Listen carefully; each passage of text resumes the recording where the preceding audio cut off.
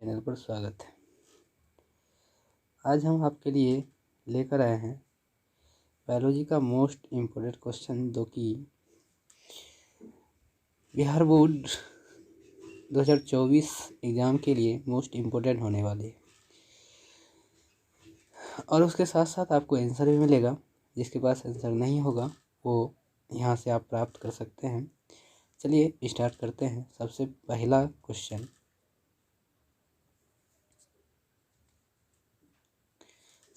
Question है कि उत्सर्जन क्या है। उत्सर्जन में भाग लेने वाले वृक्क से संबंधित अन्य रचनाओं को सूचीबद्ध करें। तो उत्सर्जन मतलब उत का मतलब होता है बाहर, मतलब शरीर से अवशिष्ट पदार्थों को बाहर निकालना उत्सर्जन कहलाता है। तो ये आंसर है इसका कि शरीर से जब किसी पदार्थ को बाहर निकाल दिया जाएगा, शरीर से अवशिष्ट पदार्थों को बाहर निकालने के लिए, शरीर में जो भी अवशिष्ट पदार्थ है उसको बाहर निकालने के लिए क्या कहते हैं हम लोग, उत्सर्जन कहते हैं। और मनुष्य में उत्सर्जन से संबंधित महत्वपूर्ण रचनाएं कौन कौन है। तो सबसे पहला है वृक्क, दूसरा है मूत्रवाहिनी, तीसरा मूत्राशय, चौथा मूत्रमार्ग। उत्सर्जन संबंधी कौन कौन रचनाएं हैं? वृक्क, मूत्रवाहिनी, मूत्राशय, मूत्रमार्ग। ठीक है, ये था पहला क्वेश्चन। चलिए देखते हैं दूसरा क्वेश्चन। दूसरा क्वेश्चन है आपका कि परपोषण किसे कहते हैं। परपोषण किसे कहते हैं? तो देखिए, परपोषण किसे कहते हैं और ये कितने प्रकार के होते हैं। परपोषण जिसमें जीव अपना भोजन स्वयं संश्लेषित नहीं करते हैं, जिसमें जीव अपना भोजन स्वयं संश्लेषित नहीं करते हैं अभी तो मतलब अर्थात किसी न किसी रूप में अन्य स्रोतों से प्राप्त करते हैं। यानी कहने का मतलब ये है कि कोई ऐसा जीव जो अपना भोजन स्वयं नहीं बनाते हैं, दूसरे जीवों पर निर्भर रहते हैं। जैसे मनुष्य हो गया, तो मनुष्य हो गया, जानवर हो गया, ये सब क्या है? परपोषण है। हम लोग क्या है? पौधे पे आश्रित है। तो परपोषण के याद रखने का तरीका ये है कि याद रखेंगे, जो जीव अपना भोजन स्वयं संश्लेषित नहीं करता है, अपने भोजन के लिए दूसरे जीवों पर आश्रित रहता है, उसे क्या कहते हैं हम लोग? परपोषण। परपोषण में कि 4 प्रकार के होते हैं। कितने प्रकार? 4। सबसे पहला है प्राणी संपोषण, दूसरा है मृतजीवी पोषण, और तीसरा है परजीवी पोषण, चौथा है परासरणी पोषण। ठीक है, ये दूसरा क्वेश्चन था। चलिए देखते हैं तीसरा क्वेश्चन। तीसरा क्वेश्चन है आपका कि परिसंचरण तंत्र से आप क्या समझते हैं। परिसंचरण तंत्र से आप क्या समझते हैं? तो परिसंचरण तंत्र देखिए क्या कहते हैं। उच्च श्रेणी के जंतुओं में एक विशेष प्रकार का परिवहन तंत्र होता है जो ऑक्सीजन, कार्बन डाइऑक्साइड, पोषक तत्व, हार्मोन, उत्सर्जी पदार्थ या अन्य उपापचयी क्रियाओं के फलस्वरूप उत्पन्न विभिन्न पदार्थों को शरीर के एक भाग से दूसरे भाग में ले जाता है। यानी कि जो उच्च श्रेणी के जंतु हो गया, जैसे मनुष्य हो गया, जानवर हो गया, उसमें क्या होता है? एक तंत्र होता है, जिस तंत्र को क्या कहते हैं? परिवहन तंत्र। तो परिवहन तंत्र क्या करता है? ऑक्सीजन हो गया, कार्बन डाइऑक्साइड हो गया, हार्मोन हो गया, उत्सर्जी पदार्थ हो गया, अन्य पदार्थ को क्या करता है कि शरीर के एक भाग से दूसरे भाग तक लेकर जाता है। तो वही कहलाता है परिसंचरण तंत्र। कि उस श्रेणी के जंतुओं में एक विशेष प्रकार का परिवहन तंत्र होता है जो ऑक्सीजन, कार्बन डाइऑक्साइड, हार्मोन, उत्सर्जी पदार्थ को शरीर के एक भाग से दूसरे भाग तक लेकर जाता है। उसे क्या कहते हैं? परिसंचरण तंत्र। इस तंत्र के 3 प्रमुख अवयव है। इस तंत्र के कितने अवयव है? 3। एक रक्त या रुधिर, ठीक है, दूसरा हृदय, और तीसरा रक्त वाहिनी। पहला रक्त या रुधिर, दूसरा हृदय, तीसरा रक्त वाहिनी। चलिए, ये तीसरा क्वेश्चन था। चलिए अगला देखते हैं, चौथा क्वेश्चन। चौथा क्वेश्चन कहता है कि हमारे आमाशय में अम्ल की क्या भूमिका है। हमारे आमाशय में, हमारे अंदर, शरीर के अंदर आमाशय होता है। आमाशय का क्या कार्य होता है? हमारे आमाशय में अम्ल की निम्नलिखित भूमिका है। सबसे पहला, यह जीवाणुनाशक की तरह कार्य करता है। भोजन के साथ आने वाले बैक्टीरिया को नष्ट करता है। क्यों करता है? क्योंकि हमारे आमाशय में क्या पाया जाता है? HCl पाया जाता है, मतलब हाइड्रोक्लोरिक अम्ल पाया जाता है। यह हाइड्रोक्लोरिक अम्ल क्या करता है? भोजन के साथ आए हुए जीवाणु बैक्टीरिया को नष्ट करता है। आगे, भोजन इसके कारण शीघ्रता से नहीं पचता है। तो आमाशय में जो भोजन उपस्थित रहता है ये जल्दी नहीं पचता है। ठीक है ना। ये दो कारण है कि भोजन के साथ आए हुए जीवाणु या बैक्टीरिया को क्या करता है, नष्ट करता है, और भोजन को शीघ्रता से पचने नहीं देता है। हमारे आमाशय का ये भूमिका। अगला देखिए क्वेश्चन है 5वां नंबर कि मनुष्य में कितने प्रकार के दांत होते हैं और उनके नाम तथा कार्य लिखें। मनुष्य में 4 प्रकार के दांत होते हैं। कितने प्रकार? 4 प्रकार, जिसको हिंदी में कतरनक, इंग्लिश में इंसाइजर बोलते हैं।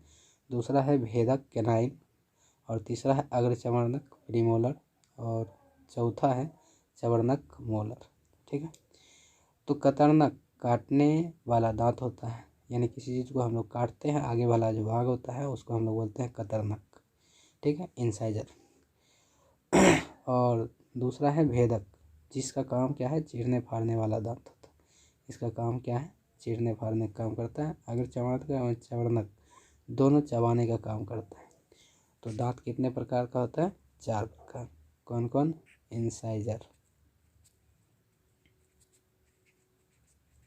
इंसाइजर, और दूसरा कैनाइन, तीसरा प्रीमोलर,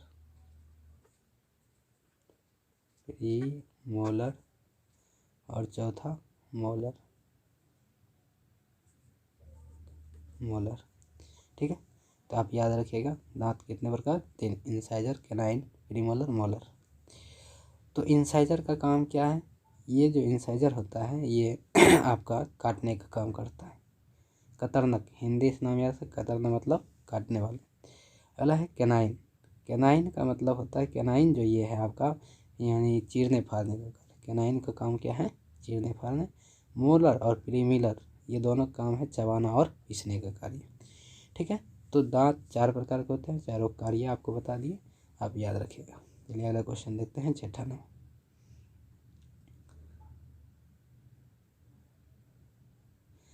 6ठा नंबर कहता है शरीर में वसा का पाचन कैसे होता है, यह प्रक्रम कहाँ होता है।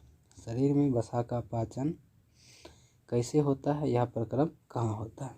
चलिए देखते हैं। कहता है कि हमारे शरीर में वसा का पाचन आहार नाल की क्षुद्रांश में होता है।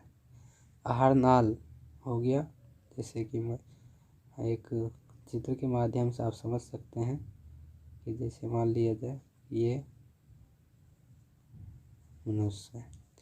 ठीक है, अब यहाँ से क्या होता है, ये आहार नाल आता है, यहाँ पे अमाशय पाया जाता है और नीचे चलता है छोटी होता है। अमाशय में क्या होता है, सॉरी, आहारनाल जो होता है यहाँ क्षुद्रांश पाया जाता है।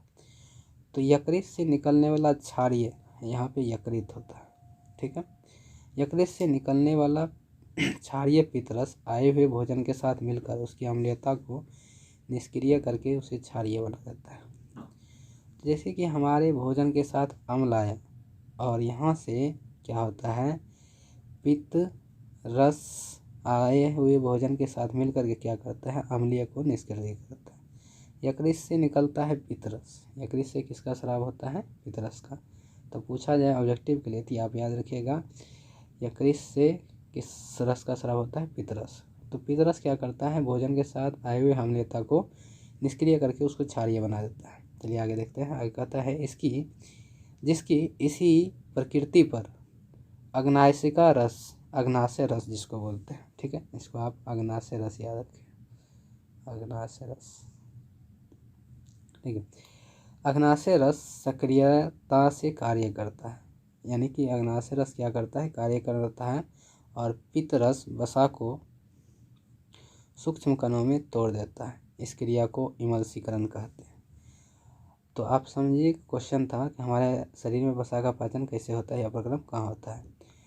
तो शरीर में जैसे भोजन आता है तो भोजन के साथ मान लिया जाए कि अम्ल है, भोजन के साथ क्या मिला हुआ, अम्ल है, और यकृत से पित्तरस निकलता है। पित्तरस निकलते के वो क्या करता है, अम्लीयता को निष्क्रिय करके क्षारीय बना देता है। ठीक है, क्षारीय बना देता है, और इसकी प्रकृति जो होता है अग्नाशय रस के सक्रिय करते रहता है, सक्रियता के कार्य करते रहता है। पित्तरस वसा के कणों को सूक्ष्म कणों में तोड़ देता है। जो हम लोग वसा है हम लोग शरीर में, उसको क्या कर देता है, वो तोड़ देता है सूक्ष्म कणों में। इस क्रिया को इमल्सीकरण कहते हैं। क्या कहते हैं? इमल्सीकरण। तो याद रखिए।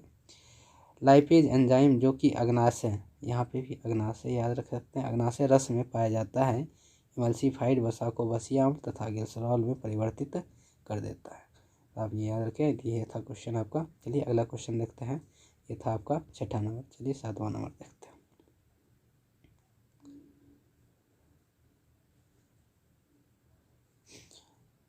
सातवां नंबर क्वेश्चन है कि प्रकाश संश्लेषण क्या होता है, इसे रासायनिक समीकरण में व्यक्त करें। हरे पौधे द्वारा सूर्य प्रकाश से ऊर्जा प्राप्त कर क्लोरोफिल की उपस्थिति में कार्बन डाइऑक्साइड तथा जल के द्वारा अपने भोजन कार्बोहाइड्रेट का संश्लेषण करना ही प्रकाश संश्लेषण की प्रक्रिया कहलाता है। हरे पौधे द्वारा सूर्य प्रकाश से ऊर्जा प्राप्त कर क्लोरोफिल की उपस्थिति में, सूर्य प्रकाश से क्या प्राप्त कर, ऊर्जा प्राप्त कर कार्बन डाइऑक्साइड यानी CO2 और तथा जल के द्वारा किसकी उपस्थिति, क्लोरोफिल और सूर्य प्रकाश की उपस्थिति में अपना भोजन कार्बोहाइड्रेट का संश्लेषण करता है, यानी C6H12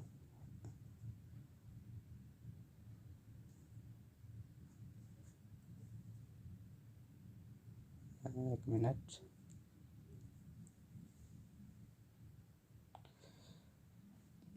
C6 क्या बोले, सबसे पहले एक मिनट,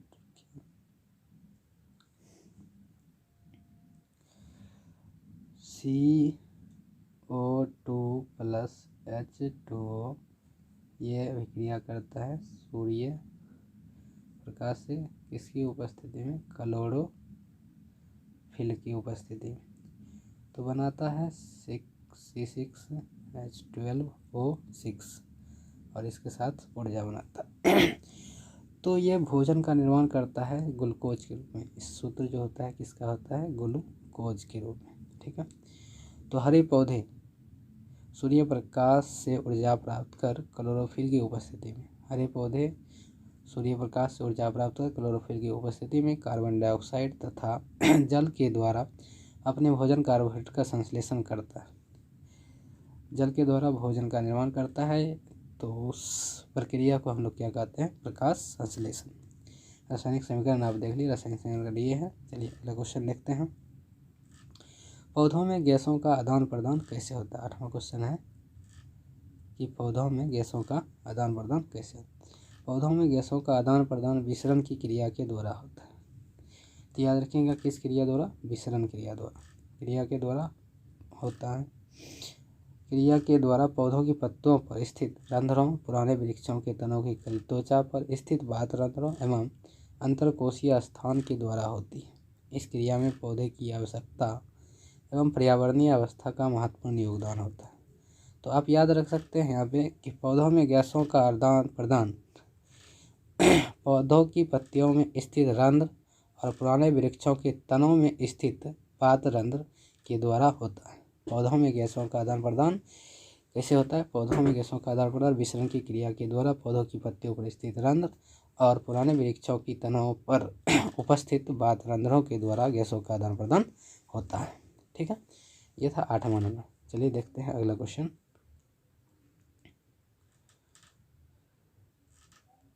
अगला क्वेश्चन है आपका 9 नंबर कि अमाशय में पाचक रस की क्या भूमिका है। कहते हैं अमाशय में पाचक रस, अमाशय में HCl पाया जाता है। क्या पाया जाता है, HCl हाइड्रोक्लोरिक अम्ल, जो निष्क्रिय पेप्सिनोजोन को सक्रिय पेप्सिनोजोन नामक एंजाइम में बदल देता है। जो HCl जो होता है, ये निष्क्रिय जो पेप्सिनोजोन होता है एंजाइम, ये क्या करता है, सक्रिय पेप्सिनोजोन एंजाइम में बदल देता है। पेप्सिन भोजन के प्रोटीन पर कार्य कर उसे पेप्टोन में बदल देता है। पेप्सिन क्या करता है, भोजन के प्रोटीन में कार्य करता है और उसे पेप्टोन में बदलता है। HCl भोजन के साथ आने वाले बैक्टीरिया को नष्ट कर देता है। इसके अतिरिक्त गैस्ट्रिक लैपेज एंजाइम भी पाचक रस में होता है, जो वसा के आंशिक पाचन में मदद करता है। ठीक है, तो पाचक रस में HCl पाया जाता है, जो निष्क्रिय पेप्सिनोजोन को सक्रिय पेप्सिनोजोन में बदल देता है। पेप्सिनोजोन भोजन के प्रोटीन कार्य करता है, उसे पेप्टोन में बदल देता है। HCl भोजन के साथ आए बैक्टीरिया को नष्ट कर देता है। ये था अमाशय में पाचक रस की क्या भूमिका है। ये है क्वेश्चन नंबर 9, आप तैयार कर लीजिएगा। चलिए देखते हैं 10 नंबर। 10 नंबर कहता है पित्त क्या है, मनुष्य के भोजन में इसका क्या महत्व है।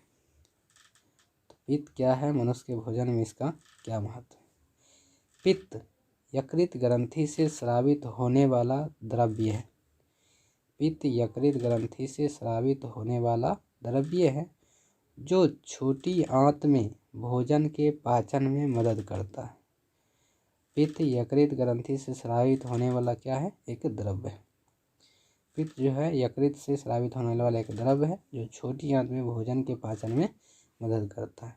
छोटी आंत में जैसे भोजन जाता है तो वहाँ पे भोजन के पाचन में मदद कौन करता है, ये पित्त रस से निकला हुआ पित्त से निकला हुआ पित्त रस।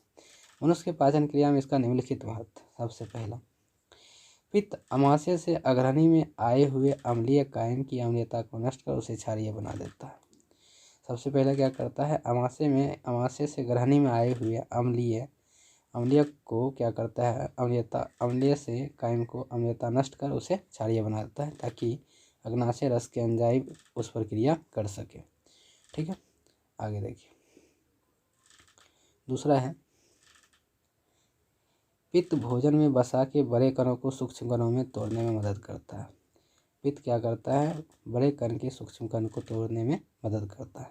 ठीक है, याद रखिएगा। चलिए अगला क्वेश्चन देखते हैं। जाइलम तथा फ्लोएम में पदार्थों के संवहन में 2 अंतर लिखिए। जाइलम, इसकी कोशिकाएं मृत होती है, ये जल में घुलित खनिज लवण का स्थानांतरण करता है। जाइलम की आप याद लिख सकते हैं, इसकी कोशिकाएं मृत होती है, और फ्लोएम की इसकी कोशिका जीवित होती है। जाइलम में इसकी कोशिका मृत होती है, इसकी कोशिका जीवित होती है। जाइलम का दूसरा पॉइंट, यह जल में जल एवं घुलित खनिज लवण का स्थानांतरण करता है, और फ्लोएम का यह खाद्य पदार्थों का स्थानांतरण करता है। ठीक है, ये था आपका 11वां नंबर क्वेश्चन।